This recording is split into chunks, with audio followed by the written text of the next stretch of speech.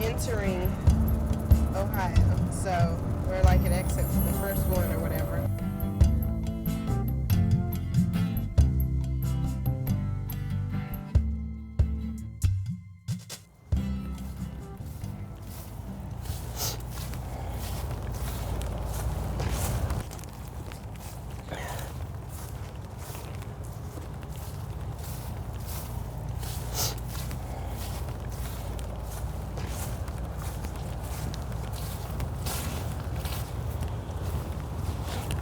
Okay, section 114.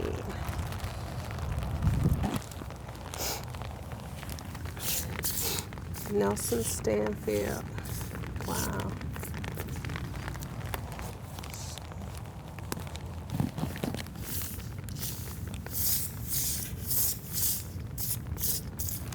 Lola Gleason.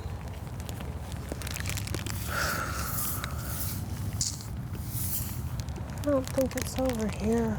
I had never been to my mother's grave, so with map in hand, I searched for it. And it wasn't easy because she never had a marker.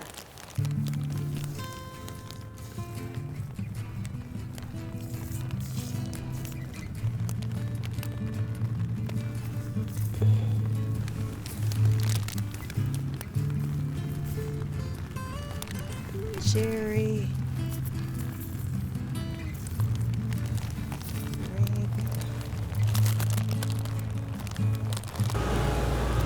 Maybe I can't find it. Where's it on there? It says, I found Maggie Dave. Is she near her? It says she's next to Maggie Dave, but she's not. And Mary Williams, 2 spaces away. But I haven't found Mary Williams yet. Give me another minute, I know it's about to close. I was racing against the sun and the cemetery's closing time, but my next attempt at going back, I found it pretty quickly. This has to be it right here. This is kind of neat. This is like the closest I've been to her in 27 years. This has to be right here. Right here. It's really amazing. I have never come out here.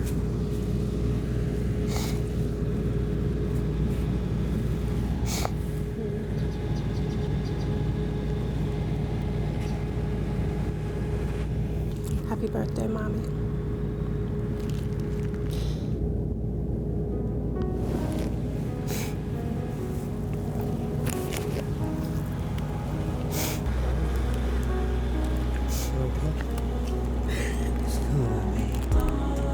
It's okay.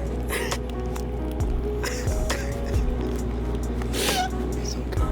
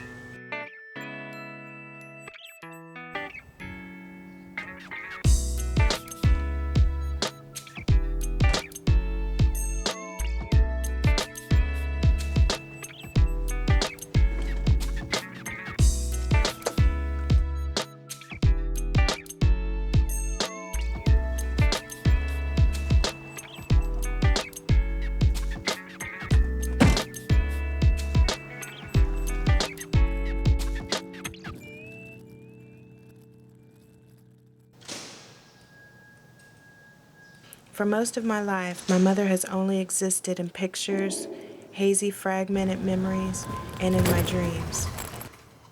Sometimes I don't know if my dreams are memories or if my memories are dreams.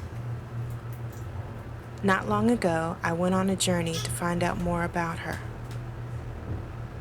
I decided that it was finally time to ask all of the questions that I had pinned up on the inside of me. Who was she? What was she like? What was her life like? Why did she die so young? So today, I will open a door into the past. Hey. And ask all of the questions that I have had for so many years. We're going to do this one first. Eva, we're going to do this last.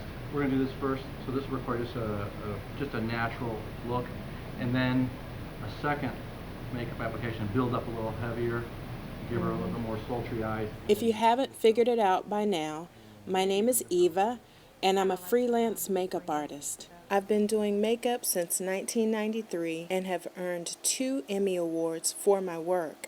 I've even co-authored a book for aspiring makeup artists. I've worked on films, music videos, television, news, theater, and print, to name a few. I've done many famous faces and met lots of people. You name it, if it required makeup, I've probably done it. I like to joke and say the only person I have yet to do is Michael Jackson. I've always enjoyed drawing and painting, and my family says that my art gift came from my mother. My mom's name was Helen Lorraine Smith, and her nickname was Lynn. My mom died 21 days before her 33rd birthday, or at least she was found dead.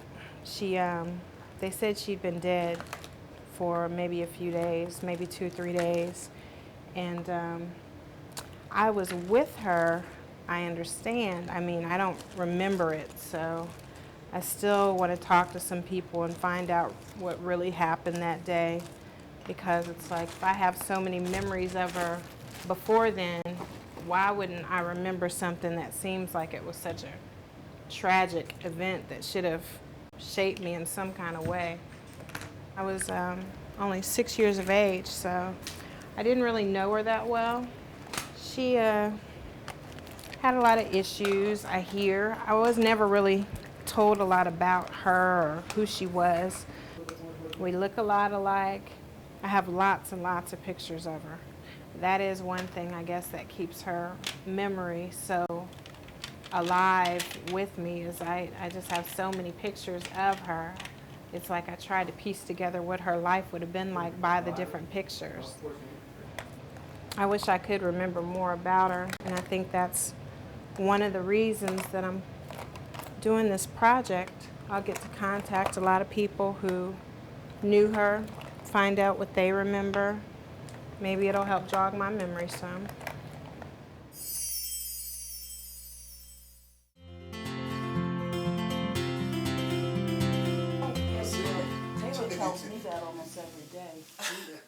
Yeah, and there are times she tells you that and she throws up right after she says it. I love going home to Ohio. We usually stay with my cousins. This was my cousin Gail's house.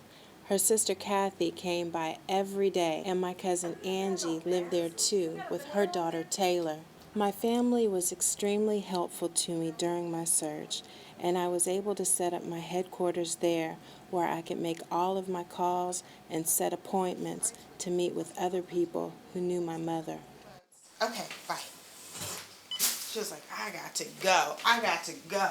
She's just like, I'm busy. I'm too busy. My family can't catch me. That day, I planned on visiting the street that my mom grew up on, Hildreth Avenue, and speaking with some of the people that grew up on her same block. She spent all of her childhood there and even moved back to the same street when she became an adult. Angela? Yeah? Can you please do a map quest for me? But first, I had contacted the actual coroner who signed off on her autopsy, and I was scheduled to meet with him. I was hoping that he could explain the findings with me, so that I could have further understanding of what really caused her death. They always told me that she died from a heart attack. I grew up thinking my mom had a heart attack. The confidence in yourself to build Here, sweetie. little did anyone know. All right, I gotta go, Sandra, because I'm like lost. All right, bye. 2514. Okay. It should be right. There it is. As I pulled up to the former coroner's office, I was so eager to speak with him because I was closer than I'd ever been to some of the answers that I'd been searching for so long.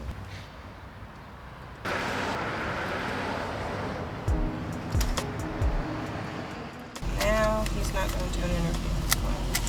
It happens. That was a really big letdown. So now basically I was starting over from ground zero. I need the coroner's office for Franklin County, I guess, as a county coroner.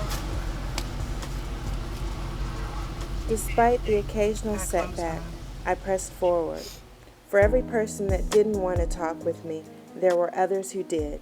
So I set up other appointments. Yeah. Hey, it's Eva. I'm on my way over. Hey, well, I'm getting ready to leave you. Make it later. I checked in regularly with my husband to keep him abreast of my triumphs and my challenges. Came from the doctor's office and he reneged. He backed out on me. Oh, really? Yeah, so, well, you know, you have a little bit of low, but then now, you know, I get to squeeze something else in. We're making progress. We're making progress. I just want to get all the people that I can get while I'm here that are willing.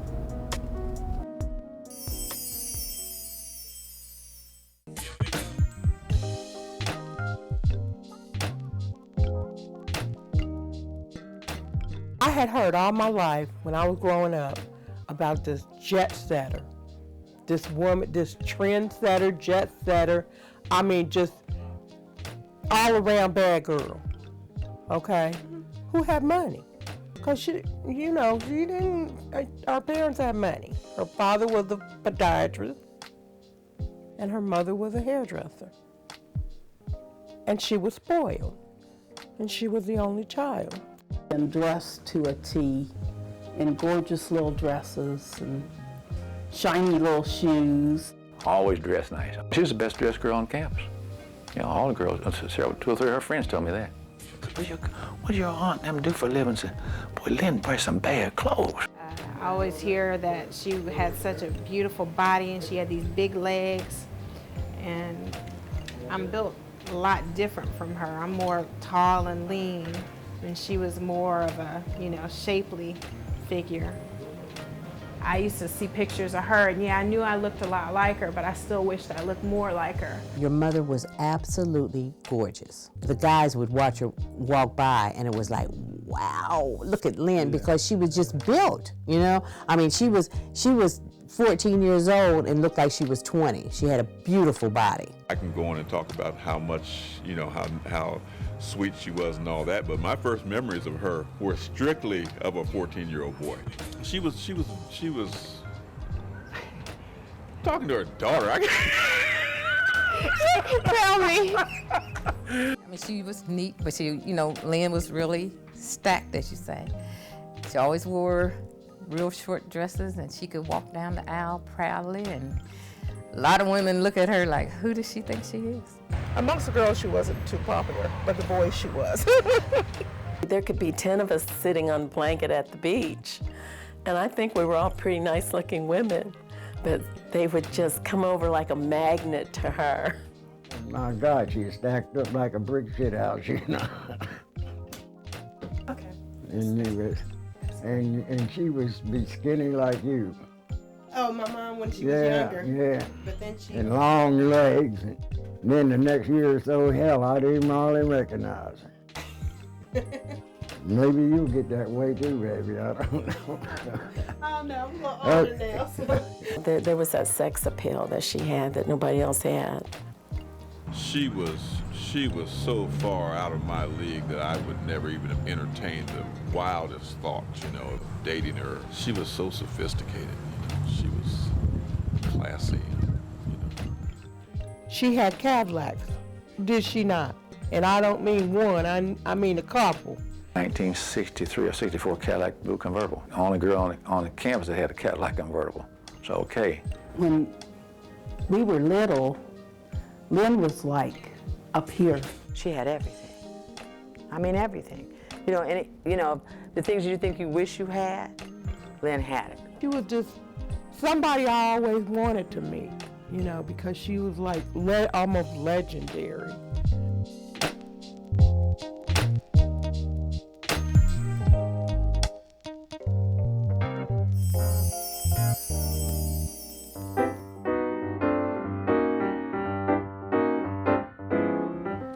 They lived a life back then that was pretty high society.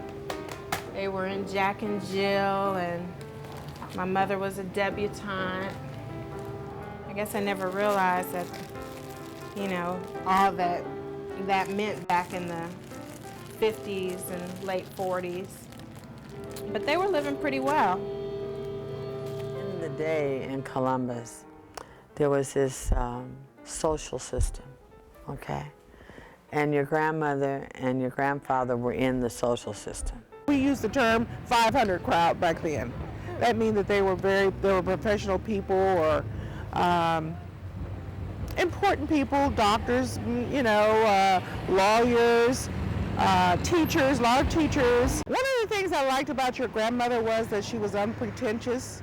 She was a domestic, and your grandfather was a college student and had met her coming to visit one of his pals, and she was working there at the house. And she just made her way into that world because all the people were professional people that they knew, and she didn't have a degree other than being a beautician, but it never took her dignity away. Your grandmother entertained a lot. Gorgeous house. A lot of times when your grandmother would have actually birthday parties for your mother, we wouldn't always get invited. And I felt very hurt about that because we'd look over the fence and see the party going on, and we lived right next door, and that was our friend. And we weren't invited. See, my father was a doctor.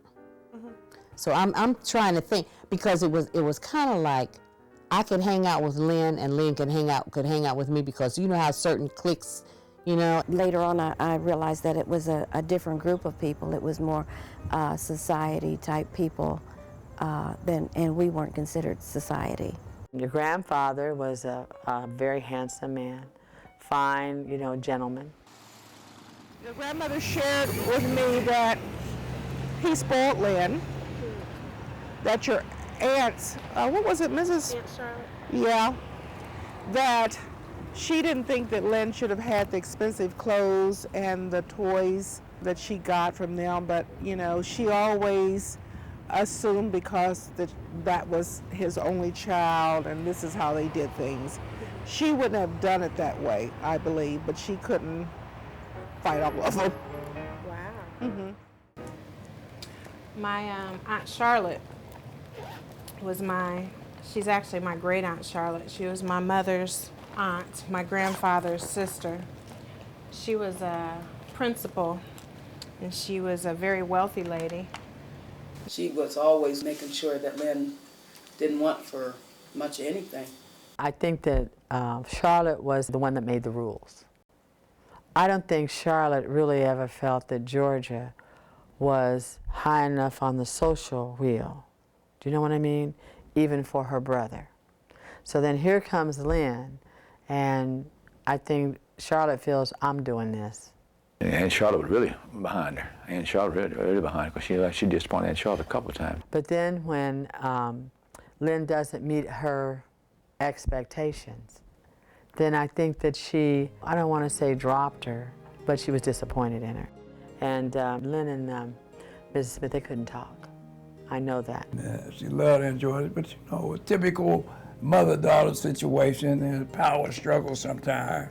Or was rebellious at everything that she wanted for her in life.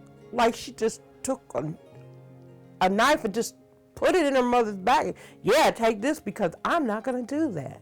She didn't treat your grandmother too good. She damned and slammed, oh, bitch, I don't have to listen to you or something like that, you know. They always stressed, you know, what kind of people you hang around. You know, at Georgia was like, what are people gonna think type of mentality. Lynn, on the other hand, like, really, frankly, I don't give a damn what people think. You know, I'm just being me and I'm gonna be me.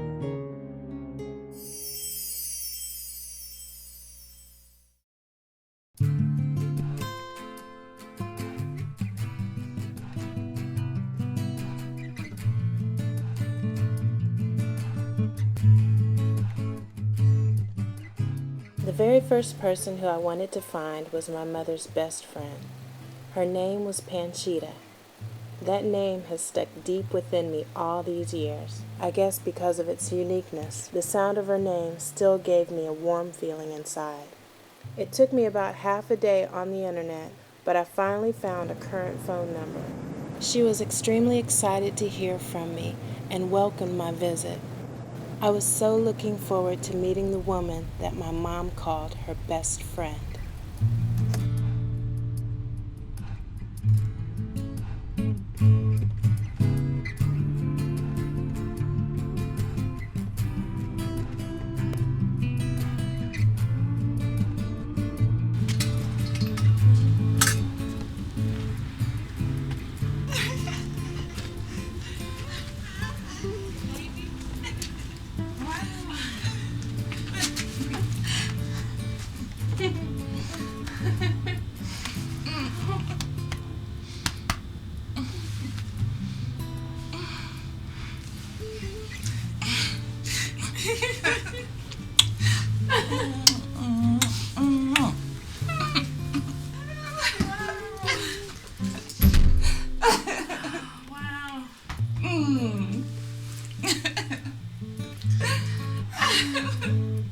You look like Lynn. You look just like her.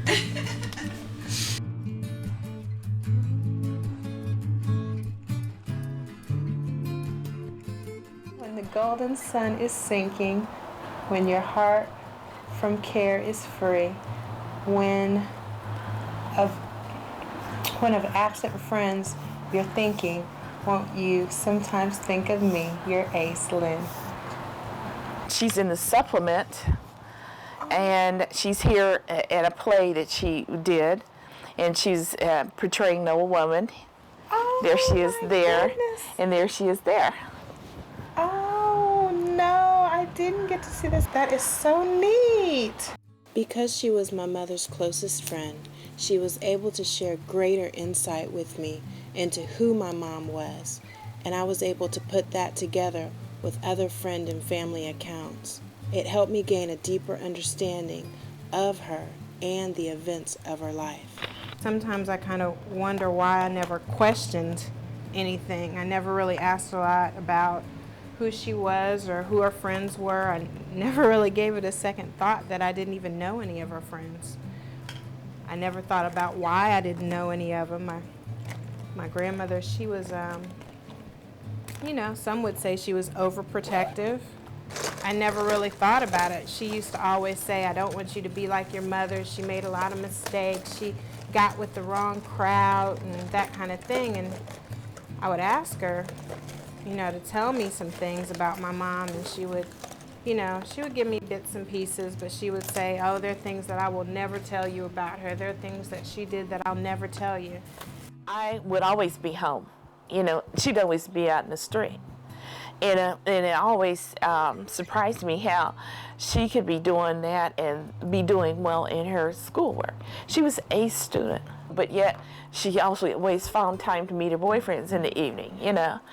And so then I was her excuse for where she was. She said that my grandmother didn't quite like you that much. She didn't like me because she always thought that I was contributing to her delinquency. She didn't want her to date boys, and so she always thought that I was the one instigator or the one setting her up, when in fact she was the one. I know your mother used to sneak out. That's because we've done it together. We've snuck out of the house together before. Really? Yeah. She would be on the honor roll, but still she had a lot of behavior problems. Whenever they wanted somebody to come to the office, they would say, okay, so-and-so come to the office, and it'd come over the intercom, and so every classroom knew who was going to the office. And so a lot of times, you know, we would hear her name. When we all graduated from high school, Lynn was able to go to Fisk. And in our little neighborhood, Fisk was one of the best places you could send your child. I mean, it was very expensive.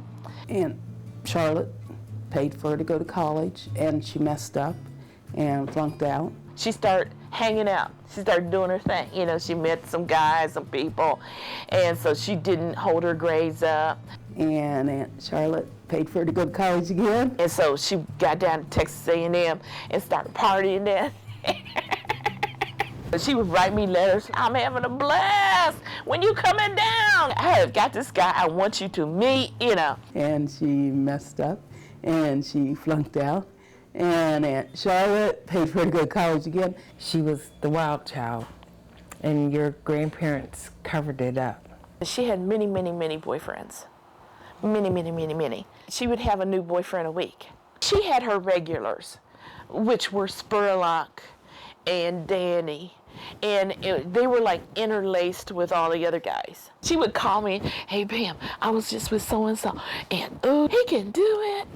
It was quite fascinating to hear about all of these men in my mother's life, because the only one that my grandmother ever told me of was Danny Washington, and none of it was good. She had met him when I graduated from elementary school. That was sort of disastrous for a young person to get caught up in a relationship with someone that deep. I remember Danny. Really? Danny was a bad kid. He just, you know, wasn't a guy that I thought that she should be with as far as her class. He was a street guy, and you know, I was surprised, as was, you know, I think a lot of people, that she was involved with Danny. He was just an obnoxious piece of shit, that's all. You know, he was. I don't know what she ever seen in that guy. We used to tell him all the time, you know, Danny, you need to straighten up, get your life together, you know, because how can anybody care about you when you're so evil, you know, and he was. All of a sudden, she told me she was married to him, and I thought she was kidding. I mean, I thought it was a big joke. And she used to drive this blue Cadillac, and sometimes he would drop her off, and then he would, I mean, people would talk about the fact that he'd have her car all day and then come back and pick her up.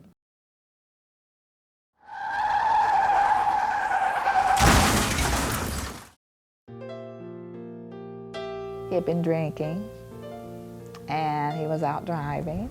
It was around the park area. Okay, he was coming this way, didn't have the speed bump, so you could fly as much as you could. And he hit that viaduct right there. Call it a viaduct, it's just a railroad crossing. Railroad trains go over the top of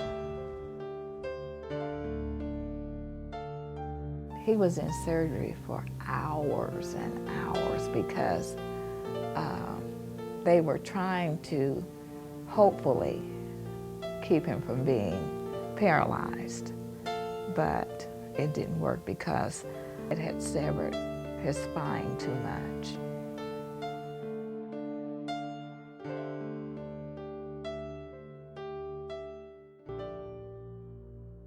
I try to imagine what would it have been like. You're in your, you know, early to mid 20s. Your husband is in this horrible car accident. He's paralyzed now. And, you know, y'all just got married. Even while he was still in the hospital, I think she left and went to California. I don't know if she just felt like she needed to get away or what. He required nurses and, you know, people coming around and to feed him and stuff like that, and she didn't like doing that. You're in a damn wheelchair. Always carrying a gun under the cushion of your wheelchair, you know.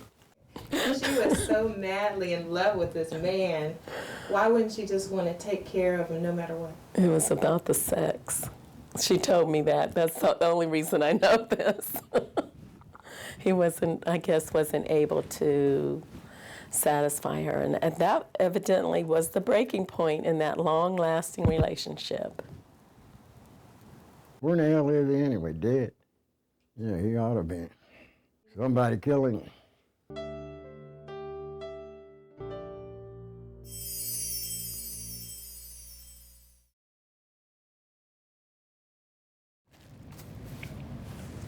Actually, my maiden name is Eva Jane Washington. She gave me his last name, even though he wasn't my biological father. I never have met my biological father. Maybe through this project I might be able to find him, perhaps. I've tried before, but to no avail.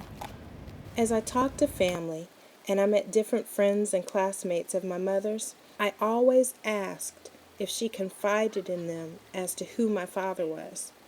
A few men that I met even wondered if they possibly were the one. I was accused of impregnating your mother. Okay. She was in a nice fighting gown. I was in tux and tails. I was scared of getting grass stains on her gown and stuff. I'm trying to be honest as possible. No, that's fine. I understand she had an abortion. But I never heard of your mom being pregnant. Because most of the girls that got pregnant in high school were pulled out and couldn't walk across the stage. She was not one of them. No.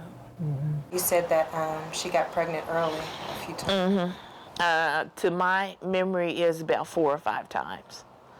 It was rumored because, you know, your granddad was a doctor that they could afford to have her have an abortion, which abortions weren't legal back then. She would go up to Cleveland, Ohio and have her abortions. Mrs. Fish would pay for them. You know, I asked you your age because there was a possibility, you know, maybe you could have been my daughter and didn't know it. I didn't know. If he's alive and if he's somewhere out there, I would like to know who he is. I mean, I don't necessarily even need anything from him. I don't want anything from him. I would just like to know who he is. As beautiful as you look, I wish maybe you could have. For real. You're very beautiful. And you remind me very much of her. That's sweet. No, I'm serious. Very serious. That's Very serious. I'm for real. Thank you. Thank you. After we left one interview in particular, my cameraman even had a theory as to who my dad might be. You think he might possibly be? Who? I might be what?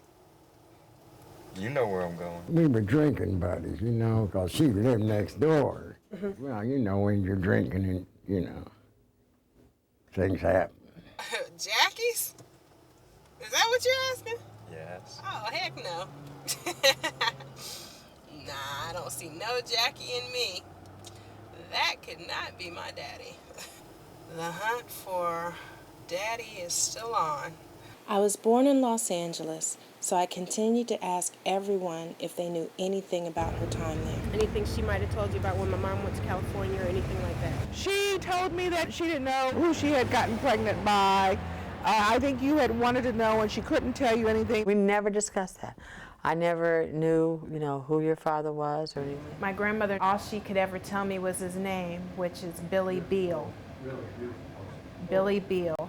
I don't know if that's short for William. I assume it is. I don't know how to spell Beal. No one in Ohio seemed to know anything about my real father. In fact, most people thought that it was Danny. I was understanding he was the one. I always thought he was your father. His own aunt even included me in his obituary. So I went to Los Angeles to talk with my mother's childhood friend and neighbor that she went to live with when she first went to LA. Hi, sweetheart. Oh, you look like your mama. My mom's life in LA was a big mystery to me, and Pat was able to give me insight that no one else could. She asked if she came to California, could she stay with me? And so I said yes. At the time I was married and I hadn't inquired with my husband, but you know, it was okay. So she came to LA. Did she have like a job set up, or what was her plan when she came down? Her plan, well, already your mom had been on the streets. These are things that she shared with me when I was visiting Columbus. She was already prostituting, and she had gotten into some difficulties in the city, Columbus, and she wanted to get away. At the time, I thought I was really open-minded, you know, and I thought, well, if you're going to do these things, you shouldn't do them in our tiny little hometown. Come to Los Angeles if you're coming. I think her plan was just to continue on doing what she was doing. She didn't have a job. That was her job. Pat and her husband at the time weren't together anymore, but I wrote a letter to him, and to my delight, he called me back. He was willing to share his memories with me of my mother's stay with them in LA. He was in beauty school when she lived with them and was still doing hair, so I received an extra special interview. Pat and your mom, they would argue about her going out, and Pat was trying to tell her to get a job, and a job? You know, Pat would always try to talk to her about she don't think she should do that. And Lynn would say, you know, well, I'm grown. You got your life. I got my life. If you'd say, where are you going? She said, out. And that's where she went. So how did she dress when she went out? Very cute. Typical of the way we dressed in those days. You know, we showed a lot of leg. She didn't wear a whole lot of skin-tight stuff, but it was loose and like either satin or silk, and her blouses, not skin-tight, but they was, you know, open to here, to the cleft. And like I said, she was seductive in a nice way. It wasn't, she didn't have the little things all up her rear end. Big, beautiful legs, nice little pumps, and all that hair. The way she walked, her hips, it flowed like. She looked very nice. She didn't look cheap or dirty or anything like that, because she wasn't. She was like a butterfly, you know. It's you know, like a butterfly. That's a good way to say it. She was kind of like a butterfly. It wasn't to the point where she was making that a commitment or a life commitment. It was just to make ends meet. And she was doing it willingly because she was trading sex for drugs. Well, we both smoked marijuana. And at the beach, I mean, you know, we just did it out in the open. It's just because, you know, that was the time and the era we were in. We were all open with everything that we were doing. We learned how to do cocaine together, she and I. We would have a few hits of that every now and then. And then she liked Red Devils, and I didn't like that. A Red Devil is a sleeping pill. You're really high. I mean, you look high to people, and you are high. You're acting high because you're supposed to be asleep. And as far as I know, that's where we ended our drug use together, was with marijuana and the cocaine, and she moved on.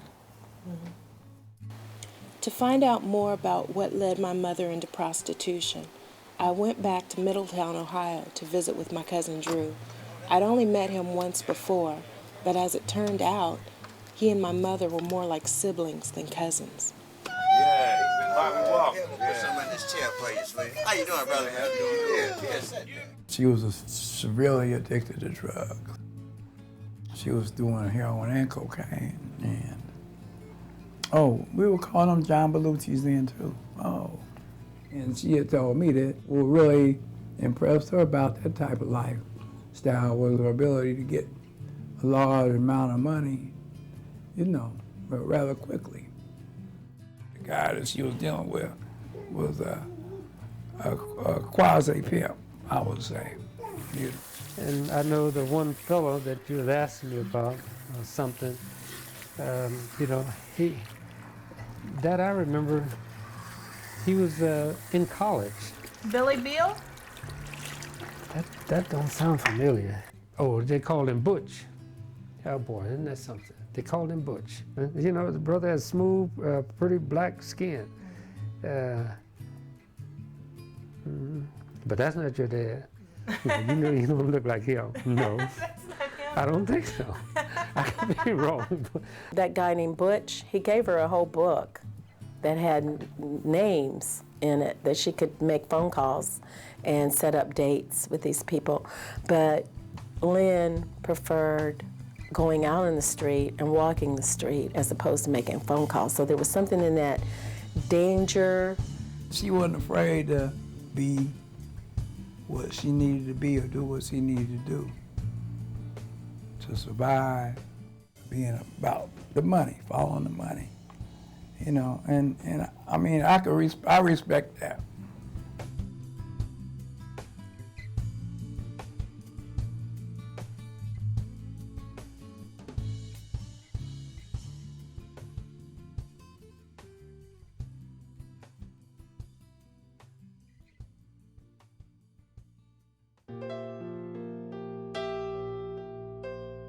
I had heard that she and my ex-husband had a relationship going on.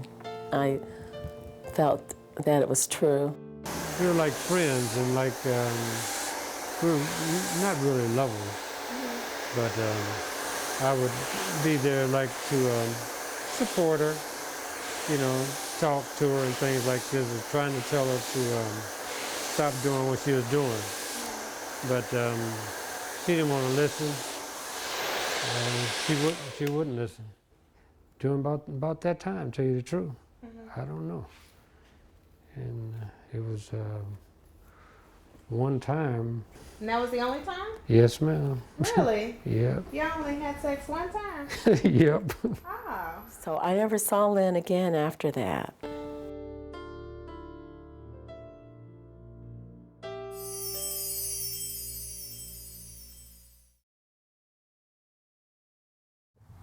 It would be a wonderful thing if I could ask her, you know, why did you choose to have me? You know, what was it that was going on in your life that you really just chose to have me? And what went wrong? When she had you, she said she was never going to have another abortion again. She was not going through that again. And it was like in a time of her life when you said, if you had 5, why not this? Because she's not really in a position to have this one either.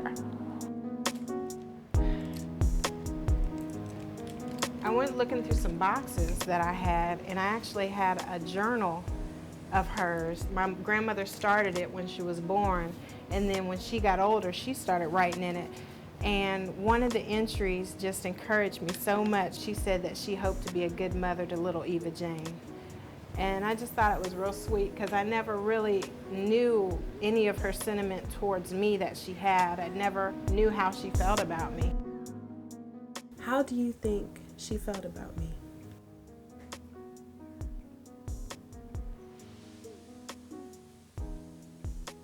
How do I say this?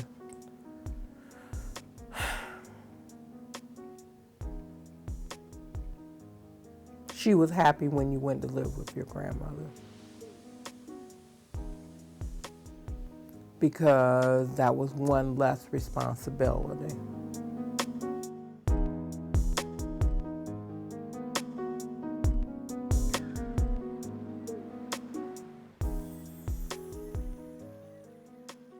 I remember when she came back home with you, she was different. Still looked gorgeous. She was beautiful. And I said, oh, Lynn, she's adorable, you know.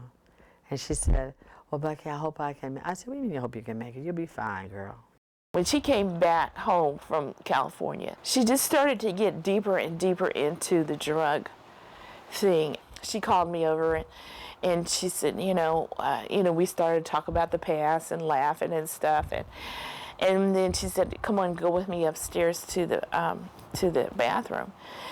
And so then she got out this little paper bag, and it was this ball of sugar. And this is what it looked like to me. And then she started scraping off of it. This is my first encounter with drugs, period. And I'm sitting there like, what in the world are you doing? You know, and she started scraping off, and then she was scraping the stuff the shavings off into a spoon, teaspoon. And then she took the syringe out and put it around her arm. And I said, Lynn, what are you doing? And I just sat there and cried. I said, I have never seen anything like this in my life. And I said, you are going to seriously hurt yourself. You were very, very smart, and my dad taught you his phone number. And it just amazed me because you were just I called you a baby, 3, 4 years old, and you just dialed that number, and Uncle Owen, Mommy's sick again. And he'd come over. And he'd be mad when he went over there, too. He'd be a little perturbed, and that she'd be messing up and you were there with her, And he'd pick her up, put her in the bed, get you, pack your stuff, and we'd head home and you'd be with us for a few days. Or take you over to Aunt George's. So, and that happened a lot. That happened a lot, yeah. That was just a normal process for you. You'd be either sitting at her feet, because like a couple of times I'd come over and, she would be like, sometimes she would actually be sick. And one time I came over and she was saying she didn't know what was wrong with her and stuff. And, she was saying that she was really trying to get better and that she had enrolled in rehab. The memories that I had of her, they're mainly negative. I knew she had a drinking problem. I knew that she was an alcoholic. I can remember a few times different incidents surrounding her drinking. We only lived right down the street, maybe like 4 houses down from where my grandmother and grandfather lived. And my grandmother came down the street, and I guess she wanted to get me, and my mother didn't want her to take me. So they got into a fight, and my mom threw a table at my grandmother. And I remember she was cut, like right across her nose, the bridge of her nose. And then she grabbed me, and we went running down the street. And my mom was kind of hollering after us. And those are the kinds of memories I have. She was just moody, and she was mean. And that's why your grandmother had you, took you. From 0 to bits in 5 seconds. You get overly consumed and become angry real quick. I'm a social worker. I would have wrote her up. She would have been in jail a couple of times because she hit you, first of all, too hard. She wouldn't beat you, but a couple times she hit you entirely too hard. I have a memory, and I never knew if it was a dream or not, that I went to jail with my grandmother to see my mom. I have this vision, this recurring vision of like doing that one time, but I never knew if it was a dream or if it was a memory. I know about that incident where she left you in the car. Me and Laura just went up there that weekend. She said, Lynn got arrested. We had to go get her out of jail. I said, well, she left Eva in the car, and it was hot as the devil. I said, what?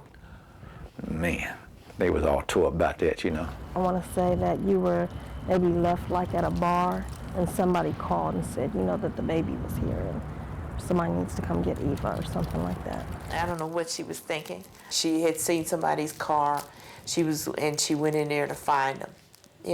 She was hunting somebody down. You could nail my car anywhere because, even in the gym, we come over and she wanted to fight me there. We was something else. Anyhow, some lady went by and seen you in there, and she called the police.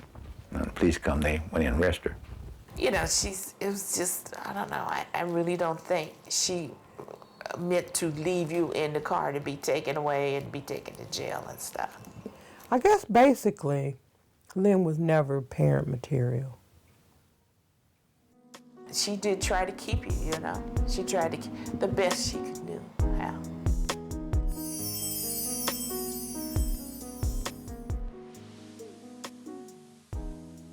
Lynn came over, and I didn't recognize her because she looked totally different. She had gained a lot of weight, and she looked really she looked different. She looked like she was like depressed or something like that. And the anger that went with it was overwhelming, and then her display of anger towards you, and as long as I get a drink or some pills, I'll be all right. And I would say to her, I said, you're unhappy. It had to be kind of sad for her, too, you know, to think about all the, like she was on a plateau up here, and then she was just kind of disintegrating in her life. And to have done all that and been all the places and done all the things and spent all the money and then kind of reduced to, well, welfare. And she was so smart. She had so much potential. She would have been wonderful if she had really put forth an effort. You would think that she, having everything, as we look in and go, oh, she's got everything. You would think she'd be the one that would have done better than the rest of us. But she didn't. I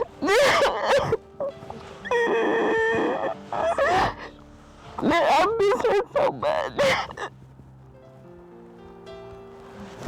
And trying to explain everything and trying to defend her, because I know the best of her. It has to be told, you know, that she was a good person. She had a good heart, you know. It's a sad thing when, you know, I don't know. I used to have a lot of bitterness and animosity towards my mom because she died. And I carried that with me, I think, a long time.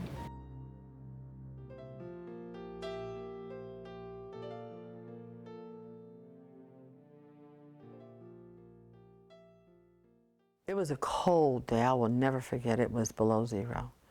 It was a cold, cold, cold morning. And the phone rang, and it was Aunt Georgia. And so, Becky, I haven't heard from Lynn all weekend. She said she dropped the baby off on Friday night, and she was to pick her up Sunday, this morning, and she said I have not seen her. It had been 3 days, so she was concerned. And she said, I want to go over to the house and check. And I said to her, do you think something's wrong? She said, yes, I do. I think something's wrong. She said, will you meet me over there?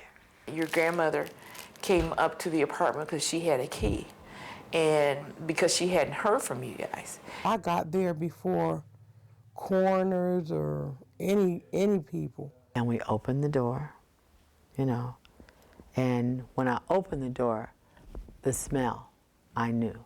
I could see her face, and it seemed to me that she was positioned on her back and slumped, like partially off the bed, almost with her head touching the floor. I had an idea of in my mind how the apartment might have looked, but like there were twin beds, and she was kind of wedged in between the beds, like on the floor, like she had fallen down. I just turned around and I kind of grabbed your grandmother. I said, let's go back out. We're going to call Dad. Let's go back out. And she said, Becky, she's dead. I said, yes, she's dead. She's dead.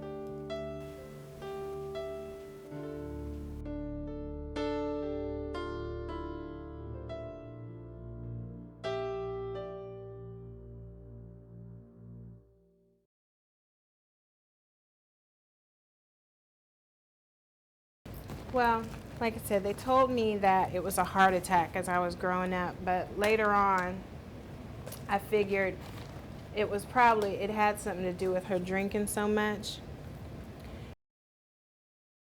There was booze and there was pills. And I don't know if the bottle was open or had the top on, but they were, wherever they were, either on a table or on the floor, they were right next together. I was always told that it was a mixture, and she didn't realize what the amount was going to be, that it was going to be that toxic. Mm-hmm. I don't remember any of that. I don't remember any bottles. I don't remember seeing anything, alcohol or anything like that. There was some suspicious about how she died. Your mom was supposed to have come home somewhere around 3 o'clock in the morning. This guy was supposed to have dropped her off, and there were some bruises, I think, around her head or something. I don't think so. I didn't see anything that would, you know, let me think that there was foul play. Might be she had a seizure, you know, and nobody there to give her help, you know. The good thing about speaking with Bucky was not only was she an eyewitness, but she was also director of the funeral home that handled my mom's service. And I've seen many, many bodies like that. I had ordered my mom's autopsy and asked her to give me clarity on the findings. The liver weighs 1,300 grams. External inspection shows autolysis. Cut sections show a grossly fatty liver, which could be had she been drinking a long time? Has she drank? And that's fatty liver will come from alcoholism, you know, will cause a liver to do that. Ethanol in the blood, no other agents, with a toxic exposure to alcohol. So they say basically she overdosed on alcohol. On alcohol, yeah. Alcohol, what's it called? Poisoning, alcohol poisoning. Normally, when we would find people that are decomposed, it would be very difficult for them to do an autopsy. In other words, you could, you know, blood work you could probably get, but other things it's hard to find. It was disappointing for me that even though I had an autopsy, I couldn't be for sure if that was the only thing that caused her death. Did you decompose that quickly? The apartment was hot. It was warm in there. I remember opening the door, and it was warm. It wasn't cold. So if you're in a hot, you know, environment, and she was in there, to me it had to have been Friday night. Friday, Saturday, Sunday, yeah, you would decompose.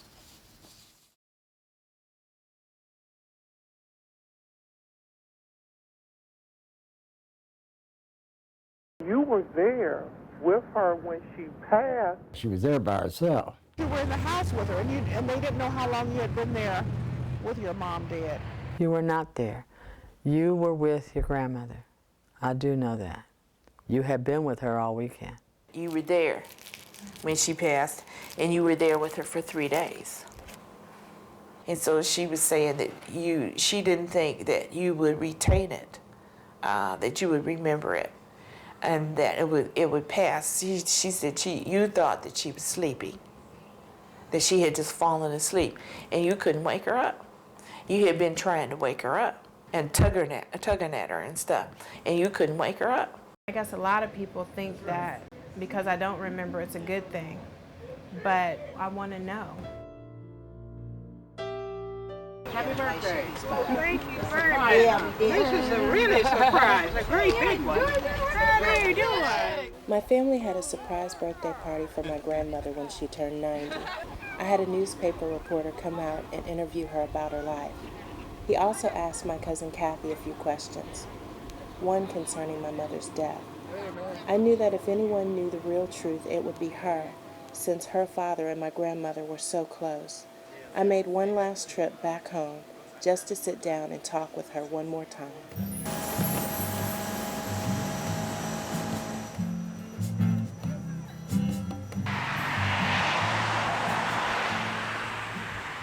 You told the newspaper guy that I was the one who found her dead, but I'm just trying to get clarity on that. You had found her and called your grandmother to come there. So you're positive? I'm positive. That's what my father told me. 100% positive.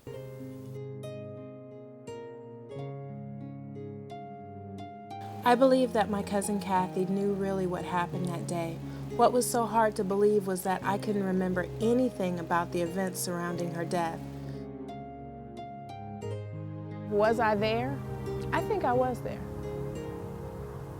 And I want to remember. And then I wonder, do I remember?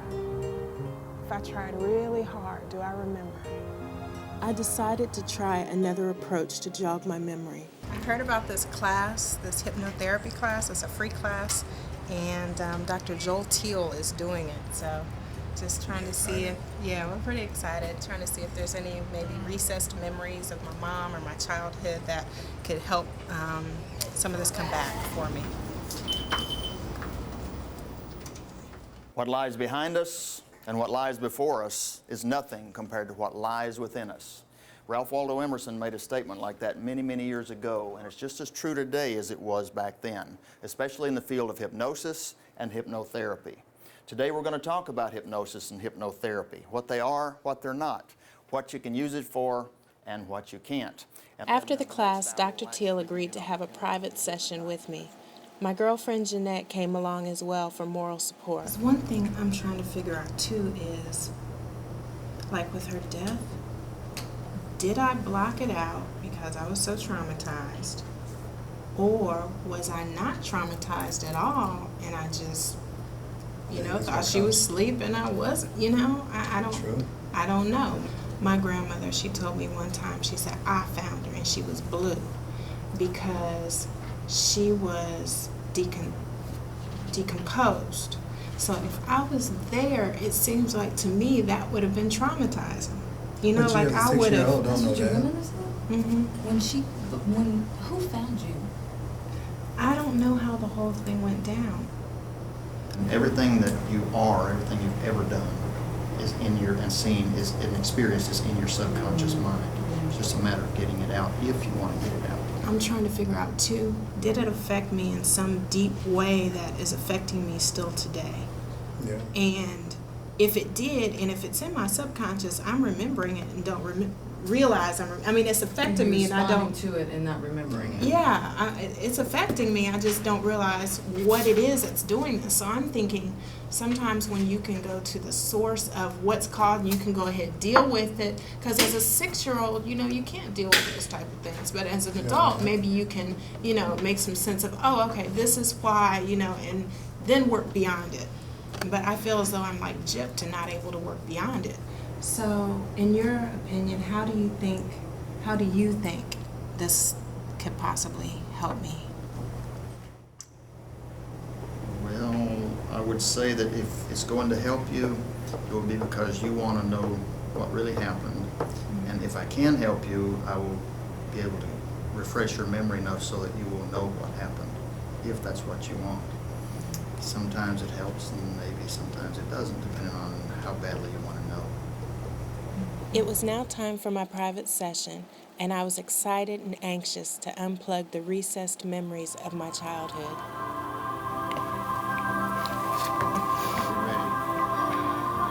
You ready to be hypnotized? Dr. Teal led me with a soothing voice into a trance-like state. I'd like you to spend a moment taking It was amazing how relaxed I was able to get against that hard white wall. And exhale slowly and easily. And as you breathe in freely and exhale slowly, spend a moment moving down, down, down through the back, flowing down through the arms, into your hands, all the way down to your fingertips, kind of a tingling feeling within the fingertips. So just let your entire body feel loose, limp, relaxed, and at ease. Good. Nod your head slightly if you understand. Good. I'm now ready to hypnotize you. If you like, you can pause the tape and review it one frame at a time, like looking at a photograph. Or you can allow the screen to go blank, and when it comes back on again, the information you seek will be there in front of you. Wow, doesn't get much better than this. Sort of like watching paint dry. Dr. Teal warned me it wasn't very exciting watching someone being hypnotized, so I'll skip straight to the chase. Basically, during my session, I recalled one recessed childhood memory that happened around the time of my mother's death. But I think it was first grade. What's going on? There was a boy, I think that was Wayne. He was kind of the class clown. He would go and one time our teacher left the room and he went in the closet and pulled down his pants. Was showing all the kids his penis. Yep, That's it. A wee flasher. My big, deep-seated revelation. Needless to say, I was beyond disappointed. Slowly, carefully open your eyes, wide awake, feeling relaxed, refreshed, and perfect in every way. I'm like, I don't know if there's anything there. I mean, really, maybe all that has been remembered that's all there is to be remembered, which just is frustrating to me because I'm just like, there has to be some memory of, I don't remember missing her. I don't remember her being there the night. You think that if I remember this, then I'll be able to put closure to this and this. But we don't know that. We don't know that that's not opening up something else. I'm thinking maybe I didn't go deep enough into the subconscious, subliminal. I know this is like intriguing, you know, it's got the intrigue of the movie and that, but that's why when I said to you at the very beginning, I don't care, whatever, camera, whatever, what if it's not good? I mean, what if it, you know, what if it's just, it's not what you wanted to find out, it's the, whatever the worst possible thing it could be, and what are you gonna do with that now?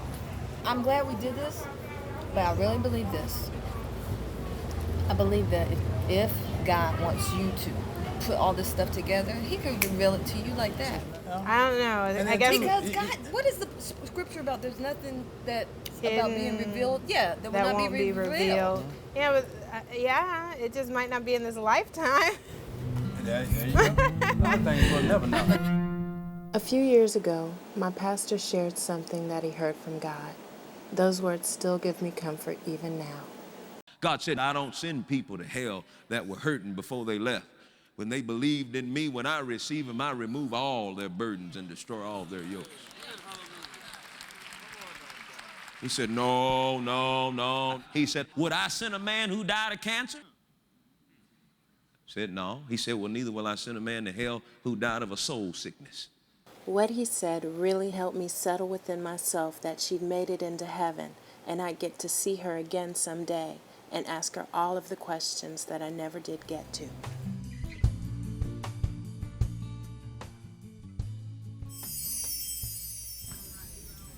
Flight 437 to Los Angeles. This flight is in cooperation with our SkyTeam partners. I have news.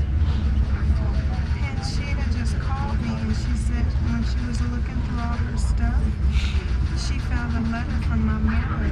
And it had like the address. Welcome to Delta, Flight 437 to Los Angeles. This flight is in cooperation with our SkyTeam partners, Alitalia, Continental Airlines, and Korean Air. We expect to begin boarding approximately 30 minutes prior to departure.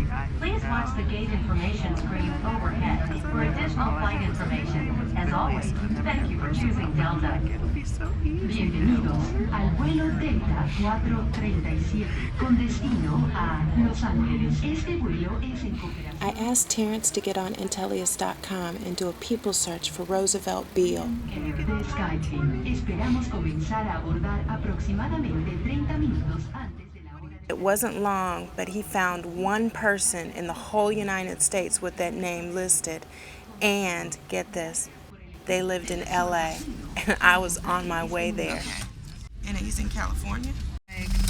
This is like the revelation of the century, Roosevelt Beale. Oh, Roosevelt. And I'm on my way out there. This is so deep. I may like see him, meet him. But you think he was definitely a pimp? Yeah. Remember to secure your own. This is basically the same person. They like keep up with people, like their last known addresses. So in 7/1/2003 was this address, in 1/1/2003 was this address, 12/1/2002 was another address. It's just kind of weird for somebody that old to be that unstable. Exit signs would show you the exits. Take a second now to find the two nearest exits and keep in mind ain't they easy. might be behind you.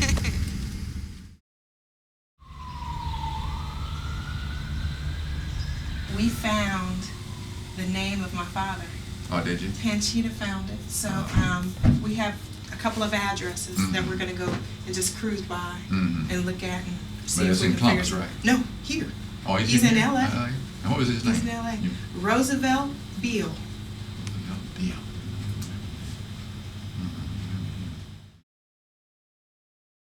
I'm feeling pretty good.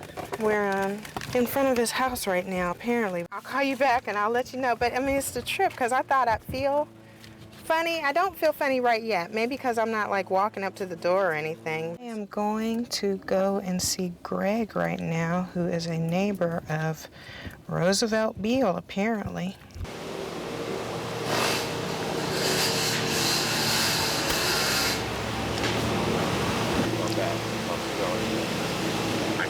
So we're gonna talk to, you said William? Hey. I was looking for a gentleman and he was trying to help me to see if he lived over here. What's his name? Roosevelt. Oh, Roosevelt? Oh, Roosevelt. Roosevelt ain't light skinned. I don't know. He's about my height. He's dark complected with no teeth. That's what y'all talking about? He doesn't live over there anymore. Roosevelt Beale. Yeah, that's him. He doesn't live here anymore. No, he doesn't. They moved over a year ago. It was him and... He was living with somebody. Oh, a girl? I mean, a guy? It was a guy. Tell her what you're trying to do. He Oh. can probably help you. I am doing a documentary on my mom, and I'm trying to find people who knew her.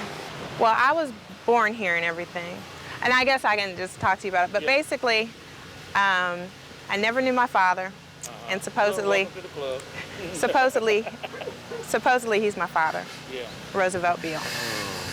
So I was trying to, I didn't want to walk up on him. I just want to make sure it's the right person and see if it's him, but my father's name, she said, was Roosevelt Beale.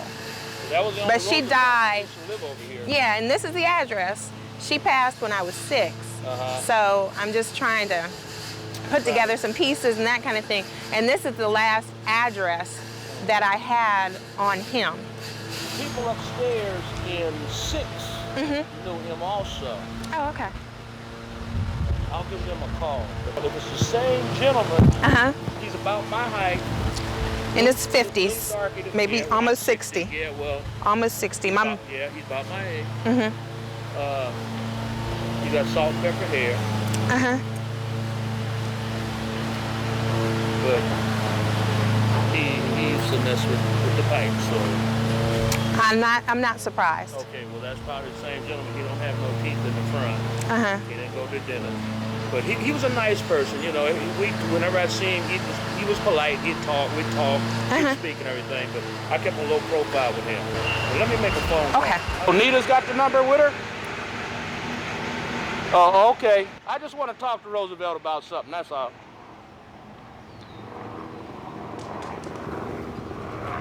Okay then. Thank you, plumber. And you say he lives over in the jungles now, huh? When she gets in, she can give me a call and give me his number, and I'll get in touch with her. Thanks a lot. I'll get the number for you. Okay. And hopefully it's the same Roosevelt, because that's the only Roosevelt I know. And only one popped up in the United States. Only one Roosevelt Beale. Really? In L.A. And that's where my mom was here in L.A. Well, I wish you the best of luck. Thank you. Tell me your name again. My name is William. You're William. Yeah. I'll get the number where he's at, and I'll call you and give it to you. You can get in touch with him. Oh, okay. So they talked to him directly, and he was receptive to that. He was at work.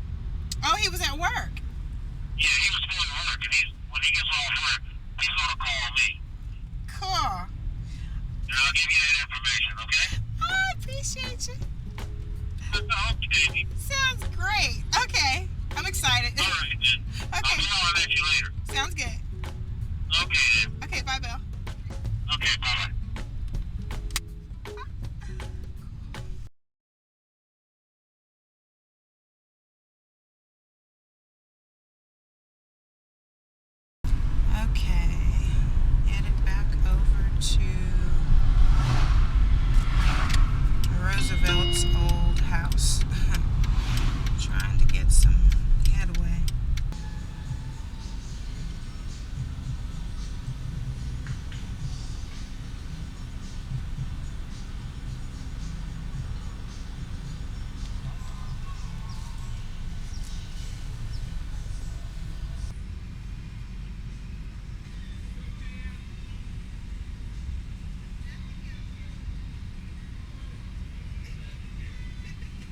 Well, she got closer. I hope it all works out now. I really do. I hope it works out. Now you got his number. See, she wouldn't give it to me. We're going to talk about it tomorrow. You have a good one now. Have a safe trip back home. Thank you.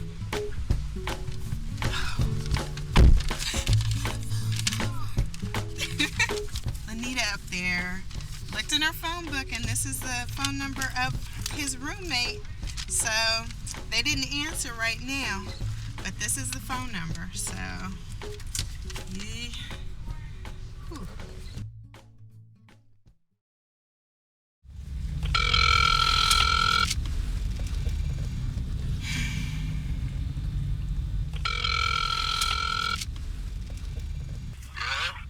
Hello, Roosevelt?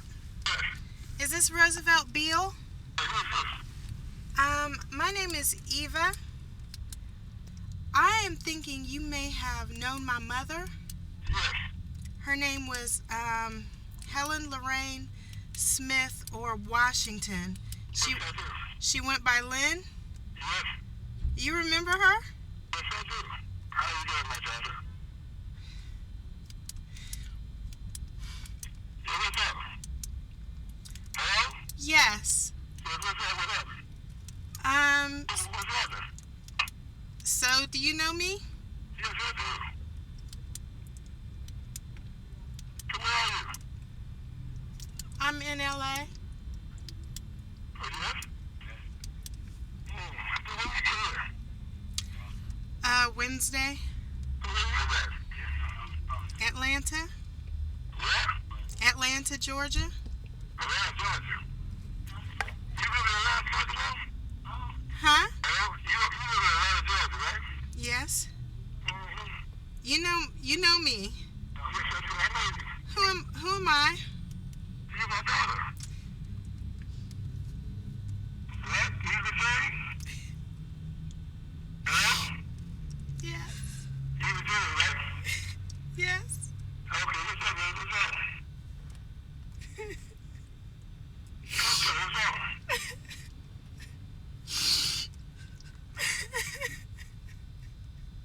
Hello, what's up? I've been looking for you. Yeah, I'm trying to get some supplies for you, though. Do you know Atlanta, Georgia? Yeah, I live in Atlanta. Mm-hmm.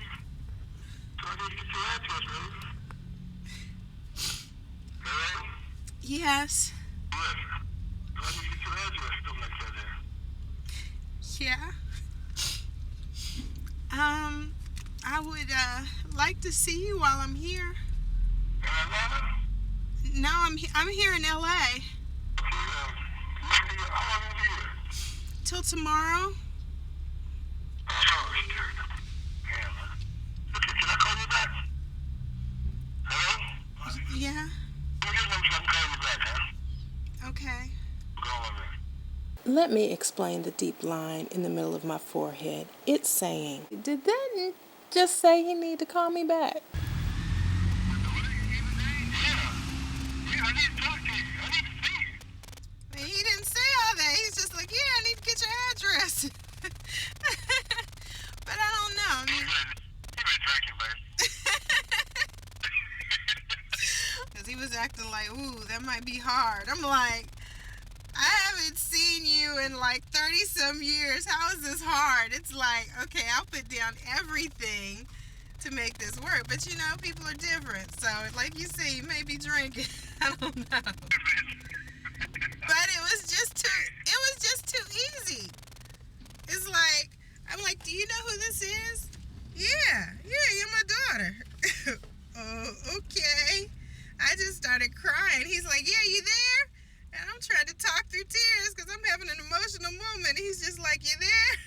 Like he's talking to the operator or something. I said, I've been looking for you. He's like, yeah, I need to talk to y'all. So I don't think he knows my mom has passed.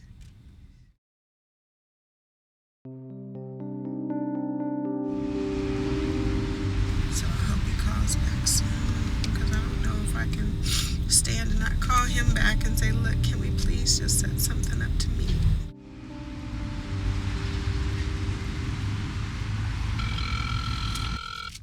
Hello? bother you, but I was trying to see if I didn't know when you were gonna be available. If I should just drive back to where I was staying, or if I was gonna be able to see you this evening, or what? Or what time is good for you tomorrow? Okay, bye. Okay, now, did he just say what I think he said? Think fast, Eva. Thanks. I'll talk to you soon. Okay, now that was awkward.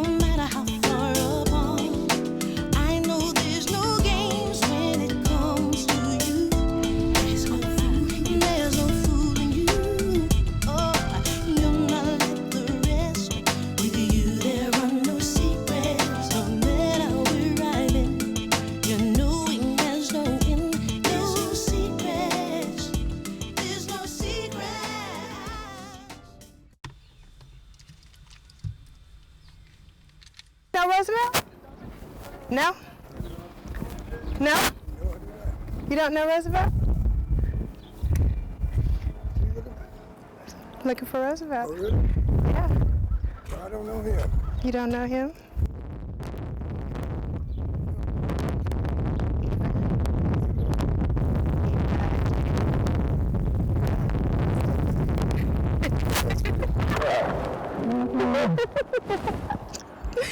You taller than me. Why your arm on here? Hey, yeah, stay right there. Oh, hello. How you doing, baby? Wow. What's up, baby? You. I just changed your diapers and all that shit. Really? You don't remember, huh? You're kidding. I didn't know if I ever met you or when's the last time I saw you. Or... Tucson, Arizona? No. Well, out here? I mean, my grandmother told me that maybe when I was little, I'd... You are in Tucson, Arizona? Mm-hmm, Aunt Charlotte? Mm-hmm. Yeah, that I'd seen you. But they you never... You came here too, no? You don't remember that, huh? No. Oh, really? And you got a little grandbaby coming. Shit. Oh, my God. Another one? This is my dad. Hello, sir. How are you? Beautiful to meet you. I'm Eva. Goodness gracious. Are you sure? Hey, sweetie. How are you? Wow. Can you believe that?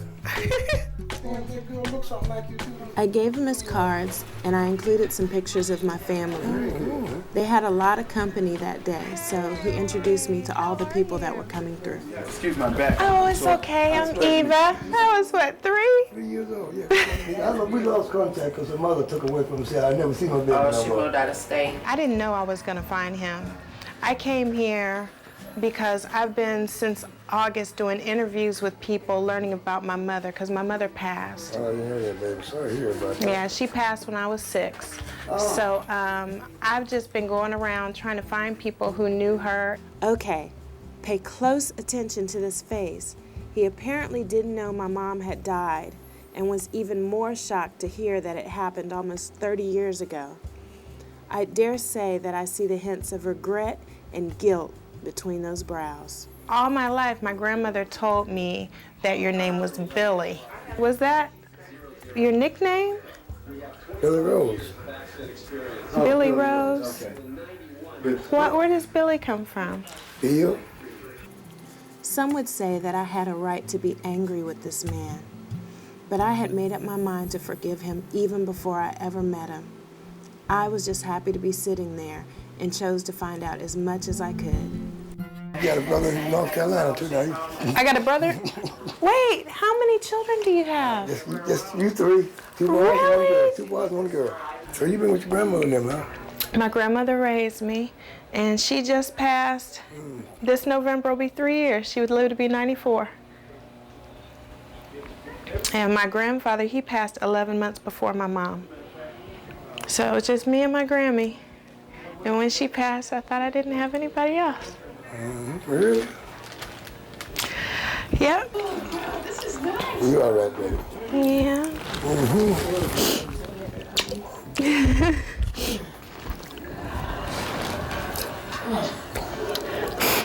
Don't cry, baby. Yeah. I owe you this. You know that? I tried to find you. You know, sweetheart? Hey, come on, baby. I tried to find you so many times. Hello? I tried, but I just... Like I say, I believe in miracles. Look here. I believe in miracles. Look at my lips.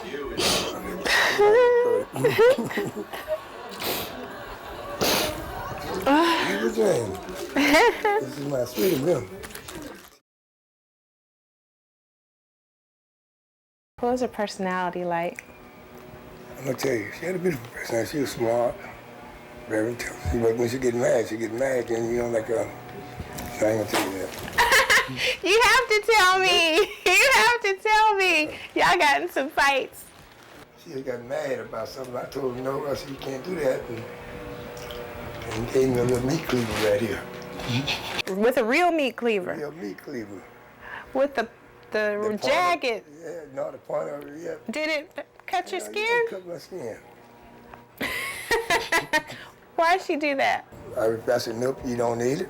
You don't need it. Oh, okay. It was the drug stuff. I said, no, ain't no, that's a damn them bells. I said, you don't need here no bells. I said, nope. And she got pissed off. Excuse me a little bit. Okay. And kind of told me that. I know a lot of her challenges were with drugs. Did you know about? Well, let me talk about some other stuff. Yeah, let's don't get off involved in all that bullshit now, because I really don't want to get that confidential. Okay. Because it wasn't really that bad. No. Okay. No. Your mother just got out to corrections for women. I met your mother when she had just got out. She just cut this some person that loose that she used to deal with. Okay. That's when I met your mother. Okay, so she was like in transition, trying to get out of it, all that. When you come a long time, she was carrying you. She wasn't involved in none of that bullshit. Did you know she was married? Danny. Uh-huh. Danny Washington. She put Danny Washington on my birth certificate. Did she tell you she was doing that or why she did that? Because that's another reason that I could never find you, because his name was on my birth certificate. Well, that's who she was married to. I know. But still, it wasn't like he was my father. You right about that? I don't want to keep you. I love you. Thank you. Sound familiar? Thanks. I'll talk to you soon.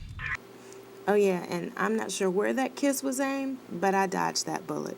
I love you. Oh. Yeah, I said it. My only daughter.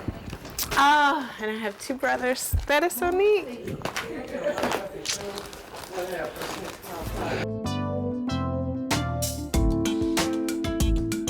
I'm just glad I know Roosevelt Beale. I know how to spell his name. I've seen his face. I see where my nose came from. I know my dad, and he's alive. That's a beautiful thing. This Billy Beale mystery has been solved.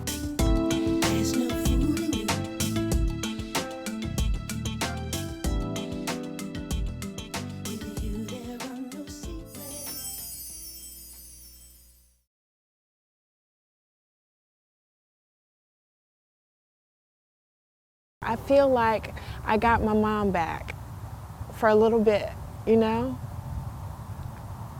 I feel like she got to live a little longer each time somebody told me about her. I can't judge her. She's not here. It's not for me to judge. It's just for me to take it all in and live my life from here. And I still love her. And I love her even more because I feel like I know her better. Even though she was only in my life for 6 years, I still got so many people saying, oh my God, you do that just like Lynn. Oh, that looked just like her. Oh, you sound like her. Oh, she was creative like you. I still get that. I still got some of the most beautiful qualities that she had. Lynn lives. Lynn still lives. She lives in me, she lives in my sons, and she'll continue to live. And so does my grandmother. This has been the best journey of my life.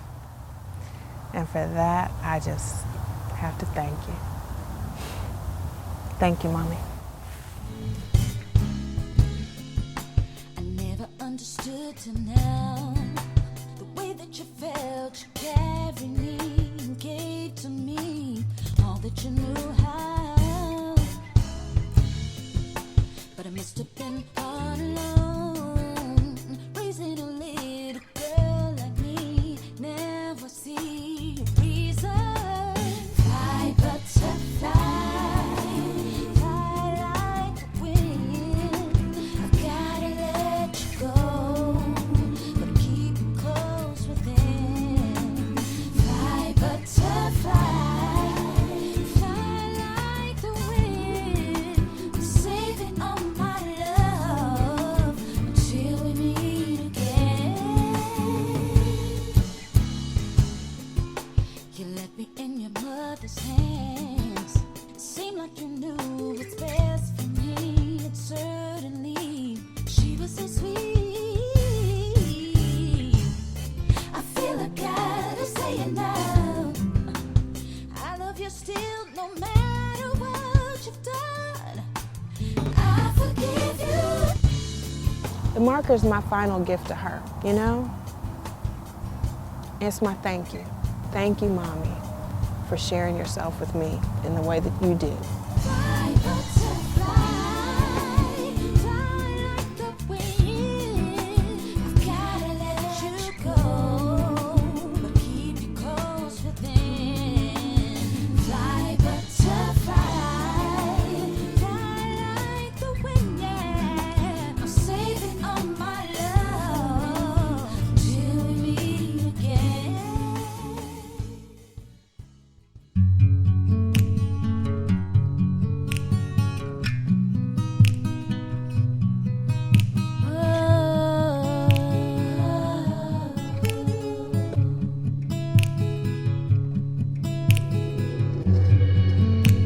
What chances do we have if we never learn to love?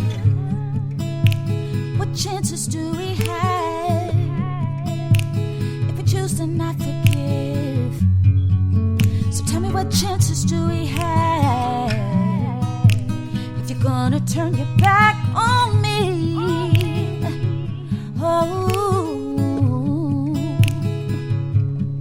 I choose love over hate. I choose love. Gonna show it every day. I choose love. No matter what you do to me. I choose love. I choose love. I choose love. 'Cause it's all powerful. I choose love. And Lord knows it's beautiful. I choose love. I choose love. I choose love. And you should choose love.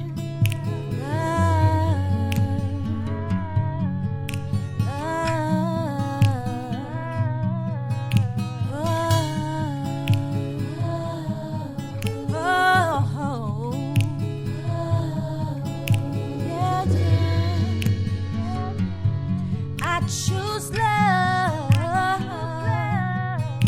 Whoa. Whoa. I choose love. I choose love. I choose love. I choose love.